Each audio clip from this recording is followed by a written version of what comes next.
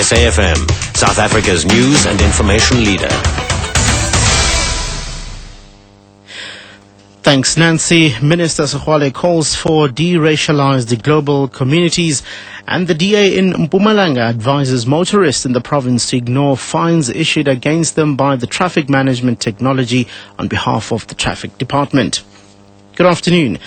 Human Settlement Minister Tokyo Sexwale has urged delegates at the 12th International Housing and Home Warranty Conference to put emphasis on the deracialization of communities during their three-day discussions at the conference. He told them that racism is not only experienced in South Africa, but is also being used to divide communities in other parts of the world through residential space. The conference is focusing on, among other things, challenges facing the global housing industry and the protection of human habitat. Sexwale elaborates. This conference is about housing, homes and warranties, and this conference must emphasize the question of deracialization. It is not just a South African question. Racism, and we have the example to talk against this thing. Racism is not just a South African phenomenon. In many countries you find racism where people use residential space. The task, if we have to be a common people bounded by our humanity worldwide, the task is to create a situation where people can live together.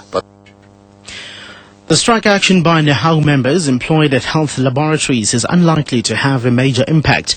That's according to the employer, the National Health Laboratory Services. About 2,000 health laboratory workers are embarking on a countrywide strike today. These include lab analysts and support staff. Health Workers Union NEHAU has asked for a 9.5% wage increase against a 6.5% offer from the employer. The union warned that the strike action could delay specimen tests and affect critical and life-saving operations. But Segi Pele from the NHLS says only 40% of their workforce is on strike. We have contingency plans in place. We'll try and offer as normal a service to the provinces, to the various hospitals and to the various clinics. In situations where we can't, we will then ensure that the specimens are moved to other labs so that results are available to the institution. So at this point in time, all our contingency plans are in place.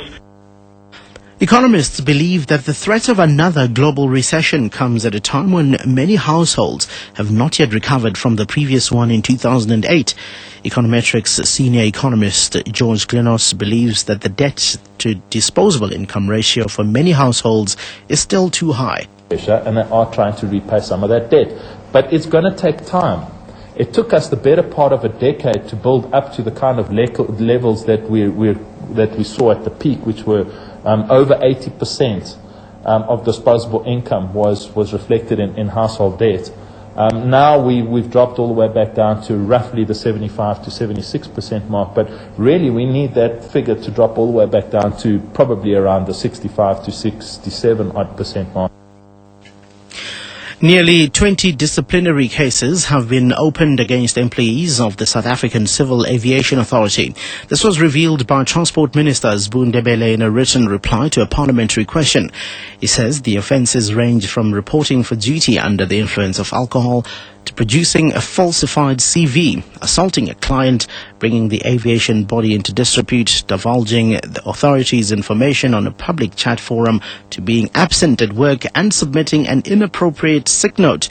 Ndebele says the drunk employee was found guilty and given a 6-month written warning, while the employee with the falsified CV was summarily dismissed. The Democratic Alliance in Mpumalanga has advised motorists in the province to ignore traffic fines issued against them by Traffic Management Technology on behalf of the Traffic Department. Provincial DA leader Anthony Bernardi alleges that the cameras that were installed by TMT are illegal. Bernardi says the party has written to the Department of Roads and Transport a number of times, but they have failed to respond.